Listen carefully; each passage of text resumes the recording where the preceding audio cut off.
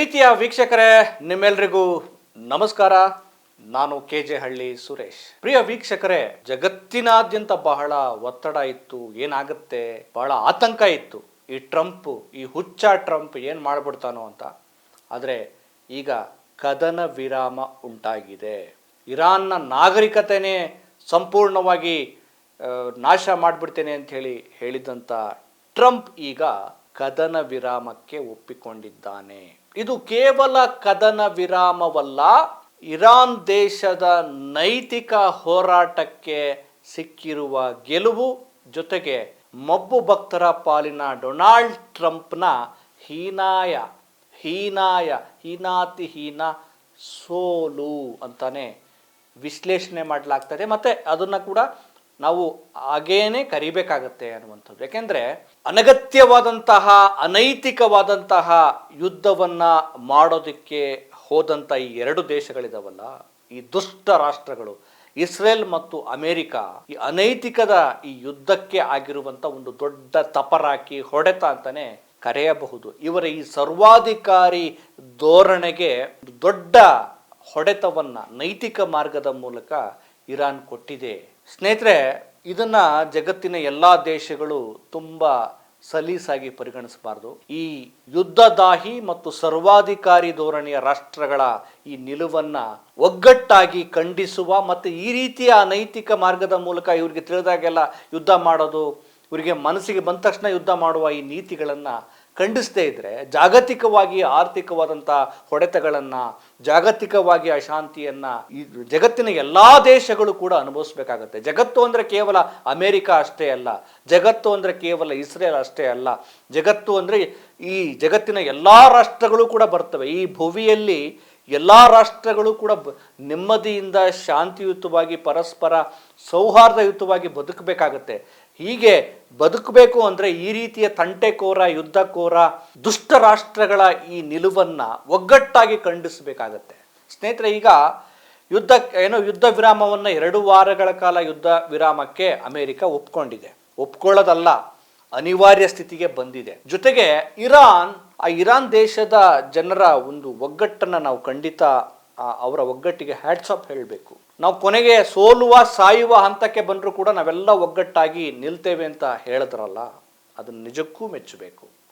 ಜೊತೆಗೆ ಅಮೇರಿಕ ಇರಾನ್ನ ಜನರು ಬಳಸುವಂತಹ ಜನಸೌಕರ್ಯದ ಸ್ಥಳಗಳ ಮೇಲೆ, ಸೇತುವೆಗಳ ಮೇಲೆ, ರೈಲ್ವೆ ಹಳಿಗಳ ಮೇಲೆ ನಾವೆಲ್ಲ ಬಾಂಬ್ ಹಾಕಿ ನಾಶ ಮಾಡ್ತೀವಿ ಅಂತ ಹೇಳಿದಾಗ ಸಣ್ಣ ಸಣ್ಣ ಮಕ್ಕಳೂ ಸೇರಿದಂತೆ, ಮಹಿಳೆಯರೂ ಸೇರಿದಂತೆ, ಕಲಾವಿದರು ಸೇರಿದಂತೆ ಎಲ್ಲರೂ ಕೂಡ ಅಲ್ಲಿಗೆ ಹೋಗಿ ಒಂದು ದೊಡ್ಡ ಮಾನವ ಸರಪಳಿಯನ್ನು ನಿರ್ಮಿಸಿಕೊಂಡು, ಆಯಿತು ನಾವು ಸಾಯ್ತೇವೆ, ಇಂಥವನ್ನೆಲ್ಲ ನೀವು ನಾಶ ಮಾಡ್ತೀರಿ ಅಂತ ಅನ್ನೋದೇ ಆದರೆ ನಾವು ರೆಡಿ ಅಂತೇಳಿ ಆ ಒಂದು ಬದ್ಧತೆ ಇದೆಯಲ್ಲ, ಆ ಬದ್ಧತೆಗೆ ನಾವು ಮೆಚ್ಚಬೇಕು, ಶ್ಲಾಘನೆಯನ್ನು ಹೇಳಲೇಬೇಕು. ಈಗ ಕದನ ವಿರಾಮದ ಮಹತ್ವದ ಅಂಶಗಳನ್ನು ನಾವು ಯಾಕೆ ಅಮೇರಿಕದ ಸೋಲು ಅಂತ ಹೇಳ್ತೇವೆ, ಯಾಕೆ ಇಸ್ರೇಲ್ನ ಸೋಲು ಅಂತ ಹೇಳ್ತೇವೆ ಅಂದರೆ, ಸಹಜವಾಗಿ ಯುದ್ಧ ನೀತಿಗಳಲ್ಲಿ ಯಾವ ದೇಶ ಗೆದ್ದಿರುತ್ತೆ ಆ ಗೆದ್ದ ದೇಶ ಆ ದೇಶ ಗೆದ್ದಿದ್ರೂ ಕೂಡ ಒಂದಷ್ಟು ಆಸ್ತಿ ಪಾಸ್ತಿ ಮತ್ತು ಆರ್ಥಿಕವಾದ ಸಂಕಷ್ಟ ಹಾಗೇ ಇರುತ್ತೆ. ಸೋತ ದೇಶದಿಂದ ಆ ಸಂಪತ್ತನ್ನು, ಆ ಒಂದು ನಷ್ಟವನ್ನು ಭರಿಸೋದಕ್ಕೆ ಗೆದ್ದ ದೇಶ ಕೇಳುತ್ತೆ. ಈಗ ಗೆದ್ದಿರುವ, ಒಂದು ರೀತಿಯಲ್ಲಿ ನೈತಿಕವಾಗಿ ಗೆದ್ದಿರುವಂಥ ಇರಾನ್ ಅಮೇರಿಕಕ್ಕೆ ಹೇಳ್ತಾ ಇದೆ, ನಮಗೆ ಆಗಿರುವಂಥ ನಷ್ಟವನ್ನು ತುಂಬಿಸ್ಕೊಡಪ್ಪ ನೀನು ಅಂತ. ಯುದ್ಧದ ನೀತಿಯೇ ಇದು. ಈ ಹಿಂದೆ ಸೂರ್ಯ ಮುಳುಗದ ನಾಡು ಈ ಬ್ರಿಟನ್ ದೇಶದವರು ನಮ್ಮ ನೆಲಕ್ಕೆ ಬಂದು ಮೈಸೂರಿನ ಸಾಮ್ರಾಜ್ಯದ ಒಡೆಯನಾದಂಥ ಟಿಪ್ಪು ಸುಲ್ತಾನ್ ಮೇಲೆ ದಾಳಿ ಮಾಡಿರ್ತಾರೆ. ನಿಜಕ್ಕೂ ಕೂಡ ದೊಡ್ಡ ದೇಶಭಕ್ತ ಟಿಪ್ಪು ಸುಲ್ತಾನ್. ಮಂಗಳೂರು ಒಪ್ಪಂದದಲ್ಲಿ ಬ್ರಿಟಿಷರನ್ನ ಅಂಡುಗಾಯಿ ನೀರುಗಾಯಿ ಮಾಡ್ತಾನೆ. ಬ್ರಿಟಿಷರನ್ನ ಆ ಮಟ್ಟಕ್ಕೆ ಕಂಗೆಡಿಸಿ ಸೋಲೋ ಹಾಗೆ ಮಾಡಿರ್ತಾನೆ. ಅಲ್ಲಿ ಒಂದು ಒಪ್ಪಂದ ಆಗುತ್ತೆ, ನೀವು ನಮಗೆ ಯುದ್ಧದ ನಷ್ಟವನ್ನ ಕೊಡಬೇಕು ಅಂತ. ಅವ್ರು ಒಪ್ಕೊಳ್ತಾರೆ. ಒಂದು ಒಳ್ಳೆಯ ಪರಂಪರೆ ಮತ್ತು ಒಳ್ಳೆಯ ರಾಜ ಟಿಪ್ಪು ಸುಲ್ತಾನ್. ಅವರು ಮಂಡಿ ಇರ್ಲಿಲ್ಲ, ಅವನು ಹೋರಾಡ್ದ. ಕೊನೆಗೆ ಟಿಪ್ಪು ಸುಲ್ತಾನ್ ಸತ್ತಾಗ ಅವನು ಯುದ್ಧ ಮಾಡ್ತಾನೆ ಸಾಯ್ತಾನೆ. ಇಂಗ್ಲೆಂಡ್ ಹೇಳುತ್ತೆ, ನಾವು ಇವತ್ತು ಭಾರತವನ್ನು ಆಕ್ರಮಿಸಿಕೊಂಡ್ವಿ ಅಂತ. ಹಂಗೆ ಇರಾನ್ ಕೂಡ ನಾವು ಸೋತಿಲ್ಲ, ನಮಗೆ ಯುದ್ಧದ ಪರಿಹಾರವನ್ನು ಕೊಡು, ದುಡ್ಡನ್ನು ಕೊಡು ನೀನು ಅಂತ ಹೇಳ್ತಾ ಇದೆ. ಜೊತೆಗೆ ಈ ಒಂದಷ್ಟು ಷರತ್ತುಗಳನ್ನು ನಾನು ಹೇಳ್ತಾ ಹೋಗ್ತೀನಿ. ಅಮೇರಿಕ ಇರಾನ್ ಮೇಲೆ ಹಾಕಿರುವಂಥ ಆರ್ಥಿಕ ನಿರ್ಬಂಧಗಳನ್ನು ಕೂಡ ತೆಗೆದು ಹಾಕಬೇಕು. ಜೊತೆಗೆ ಇರಾನ್ ಮತ್ತು ಅದರ ಮೂಲ ಸೌಕರ್ಯಗಳ ಮೇಲೆ ಆಕ್ರಮಣ ಮಾಡೋದನ್ನು ನಿಲ್ಲಿಸಬೇಕು. ಈ ಕೂಡಲೇ ಅಮೇರಿಕಾ ಏನು ಮಿಲಿಟರಿ ಪಡೆಯನ್ನೆಲ್ಲ ಇಟ್ಕೊಂಡಿತ್ತಲ್ಲ ಇರಾನ್ ಭಾಗದ ಮೇಲೆ ಅದೆಲ್ಲ ವಾಪಸ್ ತೆಗೆದುಕೊಂಡು ಹೋಗಬೇಕು. ಜೊತೆಗೆ ಹಾರ್ಮುಜ್ ಜಲಸಂಧಿಯು ಇರಾನ್ ಸೇನೆಯ ನಿರ್ವಹಣೆಯಲ್ಲಿ ನಡೀಬೇಕು. ಒಪ್ಪಿತ ಪ್ರೋಟೋಕಾಲನ್ನು ಪಾಲಿಸಬೇಕು. ಜೊತೆಗೆ ಪರಮಾಣು ಎನ್ರಿಚ್ಮೆಂಟನ್ನು ಒಪ್ಪಿಕೊಂಡು ಮುಂದುವರಿಯೋದಕ್ಕೆ ಅವಕಾಶ ಮಾಡಿಕೊಡ್ಬೇಕು. ಜೊತೆಗೆ ಇರಾನ್ ಮತ್ತು ಇರಾನ್ ವಿದೇಶಿ ಸ್ವತ್ತುಗಳ ಮೇಲಿನ ಪ್ರಾಥಮಿಕ ಮತ್ತು ದ್ವಿತೀಯ ನಿರ್ಬಂಧಗಳನ್ನು ತೆಗೆದುಹಾಕಬೇಕು. ಇರಾನ್ಗೆ ಆಗಿರುವ ಹಾನಿಗೆ ಸಂಪೂರ್ಣ ಪರಿಹಾರವನ್ನು, ಇದೇ ಇಂಪಾರ್ಟೆಂಟು, ಒಂದು ಗೆದ್ದ ದೇಶ ಸೋತ ದೇಶದ ಮೇಲೆ ಒಂದು ಕೇಳೋದೇನಂದ್ರೆ ನಮಗಾಗಿರೋ ನಷ್ಟವನ್ನು ತುಂಬಿಸ್ಕೊಡಿ ನೀವು ಸೋತಿದ್ದಲ್ದಲ್ಲಿ ಅಂತ ಕೇಳುತ್ತೆ. ಇದು ಇಂಪಾರ್ಟೆಂಟ್. ಮತ್ತು ಈ ಪ್ರದೇಶದಿಂದ ಅಮೆರಿಕ ತನ್ನ ಪಡೆಗಳನ್ನು ವಾಪಸ್ ಕರ್ಕೊಳ್ಬೇಕು. ನಾನು ಆಗಲೇ ಹೇಳಿದಾಗೆ ಲೆಬನಾನ್ ಸೇರಿದಂತೆ ಎಲ್ಲ ಕಡೆಗಳಲ್ಲಿ ಯುದ್ಧ ನಿಲ್ಲಿಸಬೇಕು ಅಂತ. ಅವೆಲ್ಲದಕ್ಕೂ ಟ್ರಂಪ್ ಒಪ್ಕೊಂಡಿದ್ದಾನೆ. ಅಂದರೆ ದುರಹಂಕಾರ, ದುಷ್ಟತನ, ಅನಗತ್ಯವಾದಂಥ ಯುದ್ಧಗಳನ್ನು ಹೇರಿದ್ರೆ ಕೊನೆಗೆ ಮಂಡಿಯೂರಬೇಕು, ನೆಲ ಕಚ್ಚಬೇಕು, ನೆಲ ಕಚ್ಚುವ ಹಾಗೆ ವಾತಾವರಣ ನಿರ್ಮಾಣ ಆಗುತ್ತೆ, ಪ್ರಕೃತಿ ಪಾಠ ಕೊಡುತ್ತೆ ಅನ್ನೋದಕ್ಕೆ ಈ ಒಂದು ಟ್ರಂಪ್ನ ಸ್ಥಿತಿಯೇ ಕಾರಣ. ಈಗ ಇನ್ನೊಂದು ಇಂಪಾರ್ಟೆಂಟ್ ವಿಚಾರ ಏನು ಅಂದರೆ ವಿಶ್ವಗುರು ಅಂತೇಳಿ ಈ ನಮ್ಮ ನರೇಂದ್ರ ಮೋದಿಯವರ ಭಕ್ತರು ಎಲ್ಲ ಕಡೆ ಹೊಗಳೋದು ಬಾಯಿ ಬಡ್ಕೊಳ್ಳೋದು ಮಾಡ್ತಿರ್ತಾರಲ್ಲ, ಅಂಥ ಪಟ್ಟ ಹೋಗ್ಬಿಡ್ತಲ್ಲ ಅಂತ ನನಗೂ ಬೇಸರ ಆಗ್ತಾಯಿದೆ. ಯಾಕೆಂದರೆ ವಿಶ್ವಗುರು ಆಗ ಬಯಸುವವರ ಮೆಂಟಾಲಿಟಿ ಮತ್ತು ಅವರ ಧೋರಣೆಗಳು ಹೇಗಿರಬೇಕು ಅಂದರೆ ಯುದ್ಧವನ್ನು ನಿಲ್ಲಿಸಬೇಕು, ಯುದ್ಧವನ್ನು ನಿಲ್ಲಿಸಿ ಜಗತ್ತಿಗೆ ಶಾಂತಿ ನೆಲೆಸುವ ನೆಲೆಯಲ್ಲಿ ಕೆಲಸ ಮಾಡಬೇಕು. ಯಾಕೆಂದರೆ ಈ ಯುದ್ಧ ನಿಲ್ಲಿಸಿದ್ರೆ ಭಾರತಕ್ಕೂ ಕೂಡ ಒಳ್ಳೆಯದಾಗುತ್ತೆ. ಯಾಕೆಂದರೆ ಈ ಯುದ್ಧದ ಮಧ್ಯಪ್ರಾಚ್ಯದ ಈ ಯುದ್ಧದಿಂದಾಗಿ ದೊಡ್ಡ ಮಟ್ಟದ ತೈಲ ಬಿಕ್ಕಟ್ಟಾಗಿ ಭಾರತದ ಎಲ್ಲ ಮಧ್ಯಮ ವರ್ಗದ ಮನೆಗಳಲ್ಲೂ ಕೂಡ ಈ ಯುದ್ಧದ ಬಿಸಿ ದೊಡ್ಡ ಮಟ್ಟದಲ್ಲಿ ಆವರಿಸ್ಕೊಂಡಿದೆ. ಇಂಥ ಸಂದರ್ಭದಲ್ಲಿ ಒಂದೇ ಒಂದು ಬಾಯನ್ನು ಬಿಟ್ಟಿಲ್ಲ ವಿಶ್ವಗುರು. ಈ ಭಕ್ತರ ಪಾಲಿನ ಸ್ವಯಂ ಘೋಷಿತ ಈ ವಿಶ್ವಗುರು ಈ ಯುದ್ಧದ ನಿಲ್ಲಿಸುವ ಬಗ್ಗೆ ಒಂದೇ ಒಂದು ಮಾತಾಡಿಲ್ಲ. ಈಗ ಅವರು ಬ್ಯುಸಿ ಆಗಿರೋದು ಎಲ್ಲಿ ಗೊತ್ತಾ? ಈ 5 ರಾಜ್ಯಗಳ ಚುನಾವಣೆಗಳಲ್ಲಿ ಬ್ಯುಸಿ ಆಗಿಬಿಟ್ಟಾರೆ. ಅಲ್ಲೂ ಭಾಷಣ ಹೊಡಿಬೇಕಲ್ಲ, ಅಲ್ಲಿ ದೇಶದ ಜನರಿಗೆ ಏನೋ LPG ಗ್ಯಾಸ್ ಬಿಸಿ ಬಂದ್ರೇನು, ಅವರು ಊಟ ಮಾಡಿದ್ರೇನು, ಎಷ್ಟೋ ಉದ್ಯಮಗಳು ನೆಲ ಕಚ್ಚಿದ್ರೇನು, ಏನಾದ್ರೇನು, ನಮಗೆ ಚುನಾವಣೆ ಇಂಪಾರ್ಟೆಂಟು. ಅಲ್ಲಿ ಹೋಗ್ಬಿಟ್ಟು ಒಂದು ಭಾಷಣ ಹೊಡಿಬೇಕಲ್ಲ. ಆಮೇಲೆ ಅಲ್ಲೆಲ್ಲೋ ಹೋಗಿ ಅದೇನೋ ಅಸ್ಸಾಂಗೆ ಹೋಗ್ಬಿಟ್ಟು ಅಲ್ಲಿ ಡ್ಯಾನ್ಸ್ ಮಾಡ್ಕೊಳ್ತಾ ಆರಾಮಾಗಿರ್ಬೇಕಲ್ಲ. ಏನಾದ್ರೇನು ಅಲ್ವಾ? ಯಾರೇನಾದ್ರೇನು ಆರಾಮಾಗಿದ್ರೆ ಸಾಕು. ಇದು ವಿಶ್ವಗುರುವಿನ ನೀತಿಗಳು ಈ ರೀತಿ ಇದ್ದಾವೆ. ಆದರೆ ನನಗೆ ಬೇಸರ ಆಗುತ್ತೆ, ಆ ವಿಶ್ವಗುರು ಸ್ಥಾನವನ್ನು ಪಡೆಯುವ ಮಟ್ಟಕ್ಕೆ ನಮ್ಮ ನೆರೆಯ ಪಾಕಿಸ್ತಾನ ಬಂದ್ಬಿಡ್ತಲ್ಲ.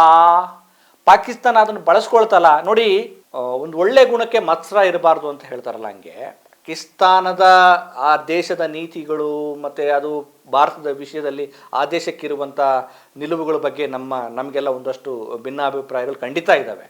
ಆದರೆ ಯುದ್ಧವನ್ನು ನಿಲ್ಲಿಸಬೇಕು ಅನ್ನೋ ನೆಲೆಯಲ್ಲಿ ಆ ದೇಶ ಪಾಕಿಸ್ತಾನದ ಪ್ರಧಾನಿ ಒಂದಷ್ಟು ಪ್ರಯತ್ನ ಪಟ್ರಲ್ಲ, ಅದನ್ನು ನಾವು ಮೆಚ್ಚಿಕೊಳ್ಳಲೇಬೇಕು. ಹಾಗಾಗಿ ವಿಶ್ವಗುರು ಸ್ಥಾನಕ್ಕೆ ಪಾಕಿಸ್ತಾನ ಬರ್ತಾ ಇದೆಯಲ್ಲಪ್ಪ ಅಂತ ನಮಗೆ ಬೇಸರ ಇದೆ. ಆದರೆ ಭಕ್ತರಿಗೆ ಈ ಗೋಳಾಟ ಮತ್ತು ಮೋದಿಯವ್ರನ್ನ ಫಾಲೋ ಮಾಡೋಂಥವ್ರಿಗೆ ಇದು ಏನು ಅನಿಸ್ತಾ ಇಲ್ವಾ?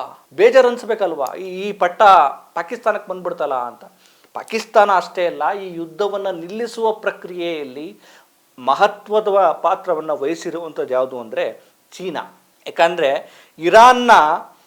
ಇರಾನ್ಗೆ ತುಂಬ ಡಿಪೆಂಡ್ ಆಗಿರೋದು, ಮತ್ತು ಚೀನಾದ ಸಂಪೂರ್ಣ ಒಂದು 90% ಇರಾನ್ ಜೊತೆ ವ್ಯವಹಾರನ ಮಾಡ್ತಾ ಇರೋದು ಅಂದರೆ ಇರಾನ್ ಜೊತೆ ಚೀನಾ. ಹಾಗಾಗಿ ವ್ಯಾಪಾರದ ನಿಲುವು, ಲಾಭದ ಉದ್ದೇಶ ಇರ್ಬೋದು, ಆದರೆ ಒಂದು ಯುದ್ಧವನ್ನು ನಿಲ್ಲಿಸಬೇಕು ಅಂತೇಳಿ ಚೀನಾ ತೆರೆಮರೆಯಲ್ಲಿ ಪ್ರಯತ್ನ ಪಡೋದಿದೆಯಲ್ಲ, ಮತ್ತು ಅಮೇರಿಕಕ್ಕೆ ಹೇಳೋದಿದೆಯಲ್ಲ, ಮತ್ತು ಟ್ರಂಪ್ ಕೂಡ ಮೇ ತಿಂಗಳಲ್ಲಿ ಚೀನಾಗೆ ಭೇಟಿ ಕೊಡುವ ಸಾಧ್ಯತೆಗಳು ಕೂಡ ಇವೆ. ಆ ನೆಲೆಯಲ್ಲಿ ಚೀನಾ ಒಂದು ಮಹತ್ತರವಾದ ಪಾತ್ರವನ್ನು ವಹಿಸಿದೆಯಲ್ಲ, ಅದನ್ನು ಕೂಡ ನಾವು ಮೆಚ್ಚಬೇಕು. ಯಾಕಂದರೆ ವಿಶ್ವಗುರು ಆಗುವ ದೇಶಗಳ ನಿಲುವು ಯಾವುದಪ್ಪ ಅಂದರೆ ಈ ತರಹದ್ದೇ. ಹೋಗ್ಬಿಟ್ಟು ಯುದ್ಧ ಆಗೋದಕ್ಕಿಂತ ಮುಂಚೆ ಹೋಗ್ಬಿಟ್ಟು ತಪ್ಕೊಂಬರೋದಲ್ಲ, ಅವ್ರು ಮಾತಾಡೋದಕ್ಕಿಂತ ಮುಂಚೆ ಸುಮ್ಮನೆ ನಗೋದಲ್ಲ. ಯುದ್ಧ ಆಗೋ ಸಂದರ್ಭದಲ್ಲಿ ಒಂದು ಜಾಗತಿಕವಾಗಿ ದೇಶದ ಜನರಿಗೆ ಈ ಯುದ್ಧ ನನ್ನ ದೇಶದ ಜನರಿಗೆ ತೊಂದರೆ ಆಗ್ತಾ ಇದೆ, ನಾನು ಏನು ಮಾಡಬೇಕು ಅನ್ನೋ ಒಂದು ನಿಲುವನ್ನು ತೆಗೆದುಕೊಳ್ಳದೆ ವಿದೇಶಾಂಗ ನೀತಿಯಲ್ಲಿ ವೈಫಲ್ಯ ಆಗಿ ಚುನಾವಣೆಯಲ್ಲಿ ಮುಳುಗಿರುವಂಥ ಈ ಮನುಷ್ಯನಿಗೆ ನಾವು ವಿಶ್ವಗುರು ಅಂದರೆ ಅದು ಹೆಂಗೆ ಒಪ್ಪಕ್ಕೆ ಸಾಧ್ಯ? ಹಾಗಾಗಿ ಈಜಿಪ್ಟು, ಟರ್ಕಿ, ಪಾಕಿಸ್ತಾನ, ರಷ್ಯಾ ಮತ್ತು ಚೀನಾ ಈ ವಿಶ್ವಸಂಸ್ಥೆ ಹೇಗಾದರೂ ಮಾಡಿ ಹಾರ್ಮುಜನ್ನು ನೀವು ಖಂಡಿಸಬೇಕು ಅಂಥೇಳಿ ಅದನ್ನು ಭೇದಿಸಿ ಹೋಗಿ ಅಂತೇಳಿ ಹೇಳಿದಾಗ ಇವು ನ್ಯಾಟೋ ಅಂದರೆ ತನ್ನ ಅಸಮಾಧಾನವನ್ನು ವ್ಯಕ್ತಪಡಿಸಿದ್ದಾವೆ. ಚೀನಾ ಮತ್ತು ರಷ್ಯಾ. ಯಾಕೆ ಅಂದರೆ ಇದು ಅನಗತ್ಯವಾದ ಯುದ್ಧ. ಇಂಥ ಸಂದರ್ಭದಲ್ಲಿ ಒಂದು ದೊಡ್ಡ ಮಟ್ಟದ ನಿಲುವನ್ನು ತೆಗೆದುಕೊಳ್ಬೇಕಾಗಿತ್ತು, ಇದು ಹೇರಿಕೆ ಮಾಡಬಾರ್ದಾಗಿತ್ತು ಅಂತೇಳಿ ಒಂದು ರೀತಿ ಇಂಡೈರೆಕ್ಟಾಗಿ ಸಪೋರ್ಟ್ ಮಾಡಿವೆ. ಸೊ ವಿಶ್ವಗುರು ಅನ್ನೋ ಪದ ಇನ್ನಷ್ಟು ದೂರ ದೂರ. ಆದರೆ Pakistan, Turkey, Egypt, Russia, China ಈ ಎಲ್ಲ ದೇಶಗಳು ಯುದ್ಧವನ್ನು ನಿಲ್ಲಿಸುವ ಪ್ರಕ್ರಿಯೆಯಲ್ಲಿ ಒಳ್ಳೆ ಮಹತ್ತರವಾದಂಥ ಕೆಲಸಗಳನ್ನು ಮಾಡಿವೆ. ಜೊತೆಗೆ ಈಗ ಟ್ರಂಪ್ ಕೂಡ ಈ ಯುದ್ಧ ವಿರಾಮಕ್ಕೆ ಒಪ್ಪಿಕೊಂಡು ಇರಾನ್ ಕೊಟ್ಟಿರುವ ಒಂದಷ್ಟು ಕಂಡೀಷನ್ಗೆ ನಾನು ಒಪ್ಕೊಳ್ತೀನಿ ಅಂತ ಸಿದ್ಧ ಆಗಿದ್ದಾರೆ. ಇದು ಇಲ್ಲಿಗೆ ನಿಲ್ಲುತ್ತಾ? ಆದರೆ ಇನ್ನೊಂದು ಮಾತು ಹೇಳಿದೆ, ನಾವು ಇಷ್ಟಕ್ಕೆ ಸುಮ್ಮನೆ ಆಗೋದಿಲ್ಲ. ನಾವು ನಮ್ಮ ಎದುರಾಳಿ ದೇಶದ ವರ್ತನೆಯನ್ನು ನೋಡಿ ನಾವು ಮುಂದಿನ ಸ್ಟೆಪ್ಪನ್ನು ಇಡ್ತೇವೆ. ನಮ್ಮ ಕೈ ಯಾವತ್ತೂ ನಳಿಕೆ ಟ್ರಿಗರ್ ಮೇಲೆ ಇದ್ದೇ ಇರುತ್ತೆ ಅಂತ ಅವ್ರಿಗೊಂದು ಎಚ್ಚರಿಕೆ ಇದೆ, ಮತ್ತು ಅವ್ರಿಗೊಂದು ದೂರದ ಆಲೋಚನೆ ಇದ್ದೇ ಇದೆ. ನಾವು ಸುಮ್ಮನೆ ಎಲ್ಲ ಆಗೋಗ್ಬಿಡ್ತು ಅಂತೇಳಿ ಸುಮ್ಮನೆ ಕೂರಕ್ಕೆ ರೆಡಿ ಇಲ್ಲ. ನಾವು ನಮ್ಮ ನಿಲುವು, ನಮ್ಮ ಏನು ಯುದ್ಧದ ಕಾರ್ಯಾಚರಣೆ, ದೂರದ ಆಲೋಚನೆ ಇದನ್ನೆಲ್ಲ ನೋಡಿದಾಗ ಇರಾನ್ ಸುಮ್ಮನೆ ಏನೋ ಒಂದು ಹುಂಬತನದಲ್ಲಿ ಯುದ್ಧ ಮಾಡಿಲ್ಲ. ಅದಕ್ಕೊಂದು ದೂರದ ಆಲೋಚನೆ ಇದೆ, ಅದಕ್ಕೊಂದು ಸರಿಯಾದ ಒಂದು ತಯಾರಿ ಇದೆ, ತಂತ್ರಗಾರಿಕೆ ಇದೆ, ಮತ್ತೊಂದು ಬದ್ಧತೆ ಇದೆ. ಕೊನೆ ಕ್ಷಣದವರೆಗೂ ತನ್ನ ದೇಶವನ್ನು, ತನ್ನ ದೇಶದ ಜನರನ್ನ ಬಿಟ್ಕೊಡ್ಬಾರ್ದು ಅನ್ನುವಂಥದ್ದು ಅಲ್ಲಿನ ಎಲ್ಲ ಮುಖ್ಯಸ್ಥರಿಗೆ ಇದೆ. ಮತ್ತು ಆ ನೆಲದ ಜನರಿಗೂ ಕೂಡ ನನ್ನ ದೇಶವನ್ನು ನಾವು ಬಿಟ್ಕೊಡಲ್ಲ ಅನ್ನುವಂಥ ಒಂದು ಒಗ್ಗಟ್ಟಿದೆ. ಇದನ್ನು ಮೆಚ್ಚಲೇಬೇಕಾಗತ್ತೆ. ಸ್ನೇಹಿತರೆ, ಒಟ್ಟಾರೆಯಾಗಿ ಈ ಹುಚ್ಚರ, ತಿಕ್ಕಲರ, ಈ ಸರ್ವಾಧಿಕಾರಿ ಮೆಂಟಾಲಿಟಿಗಳಿದಾವಲ್ಲ ಇವೆಲ್ಲ ಒಂದೇ ಮೆಂಟಾಲಿಟಿಗಳು ಇವೆಲ್ಲ. ಹಾಗೆ ನೋಡಿದ್ರೆ ಈ ಯುದ್ಧ ಬೇಕಾಗಿರಲಿಲ್ಲ. F-18 ಫೈಲ್ಸನ್ನು ಮರೆಮಾಚಬೇಕು ಅನ್ನೋ ಕಾರಣಕ್ಕೋಸ್ಕರ ಈ ಯುದ್ಧವನ್ನು ಹೇರಿದ ಆ ಟ್ರಂಪ್. ಈ F-18 ಫೈಲ್ಸ್ನ ಹೆಸರುಗಳನ್ನೇ ಯಾರ್ಯಾರ ಹೆಸರುಗಳೆಲ್ಲ ಬಂದಿದ್ದವನ್ನ ನೋಡ್ತಿದ್ದೀವಲ್ಲ. ಇನ್ನೂ ಈ ನೇತಾನ್ಯಾಹು ಇವನೊಬ್ಬ ವಾರ್ ಕ್ರಿಮಿನಲ್ಲು. ಸೊ ಈ ತರಹದ ಹುಚ್ಚರ, ಸರ್ವಾಧಿಕಾರಿ ಮೆಂಟಾಲಿಟಿ ಇರುವವರನ್ನ ಕಟ್ಟಿ ಹಾಕುವ ಕೆಲಸಗಳನ್ನು ಜಗತ್ತಿನ ಪ್ರಜ್ಞಾವಂತ ದೇಶಗಳು ಮಾಡಬೇಕು. ನಮ್ಮ ದೇಶ ಆ ನೆಲೆಯಲ್ಲಿ ಪ್ರಮುಖವಾದ ಪಾತ್ರ ವಹಿಸಬೇಕಾಗಿತ್ತು ಅನ್ನೋದು ನಮ್ಮ ಆಶಯ ಆಗಿತ್ತು. ಆದರೆ ದೇಶದ ಜವಾಬ್ದಾರಿಯನ್ನು ತೆಗೆದುಕೊಂಡಿರೋರಿಗೆ ಅದೆಲ್ಲ ಬೇಕಾಗಿಲ್ಲ. ಇರಲಿ, ಜಗತ್ತಿನ ಇತರ ದೇಶದವರಾದರೂ ಕೂಡ ಈ ನೆಲೆಯಲ್ಲಿ ಒಂದು ಒಳ್ಳೆ ಕೆಲಸಗಳನ್ನ ಮಾಡಲಿ. ಇಂಥ ಯುದ್ಧಗಳು ನಿಲ್ಲಬೇಕು, ಇಂಥ ಯುದ್ಧಕೋರರನ್ನ ಮಟ್ಟ ಹಾಕಬೇಕು, ಜಗತ್ತಲ್ಲಿ ಶಾಂತಿ ನೆಲೆಸಬೇಕು. ಜೊತೆಗೆ ಈ ಥರದ ಯುದ್ಧಗಳಾದಾಗ ಸ್ಪಂದಿಸುವ, ಅದನ್ನು ತಡೆಗಟ್ಟುವ ಕೆಲಸಗಳನ್ನು ಒಂದು ಒಳ್ಳೆ ಈ ಥರದ ದೇಶಗಳು ಮಾಡ್ತಿರೋದು ನಮ್ಗೆ ನಿಜಕ್ಕೂ ಖುಷಿ ಅನಿಸ್ತಾ ಇದೆ. ಇನ್ನು ನಮ್ಮ ದೇಶದ ಗತಿ ಇನ್ನೂ ಗೊತ್ತಿಲ್ಲ. ಒಟ್ಟಾರೆಯಾಗಿ ಈ ಕ್ಷಣಕ್ಕಾದರೂ ಯುದ್ಧ ನಿಂತಿರೋದು ಒಳ್ಳೆಯ ಒಂದು ಶುಭ ಸುದ್ದಿ. ಮುಂದೆ ಈ ಥರದ ಯುದ್ಧಗಳು ಉಲ್ಬಣಗೊಳ್ಳದ ಹಾಗೆ ಅದನ್ನು ಶಾಶ್ವತವಾಗಿ ನಿಲ್ಲಿಸೋ ಪ್ರಕ್ರಿಯೆಗಳು ಜಾಗತಿಕವಾಗಿ ಆಗಲಿ, ಜಗತ್ತಲ್ಲಿ ಶಾಂತಿ, ನೆಮ್ಮದಿ ಮೂಡಲಿ ಅನ್ನುವ ಆಶಯದೊಂದಿಗೆ ಮತ್ತೊಂದು ಸ್ಟೋರಿಯೊಂದಿಗೆ ನಿಮ್ಮನ್ನು ಭೇಟಿ ಮಾಡ್ತೇನೆ. ನಮಸ್ಕಾರ.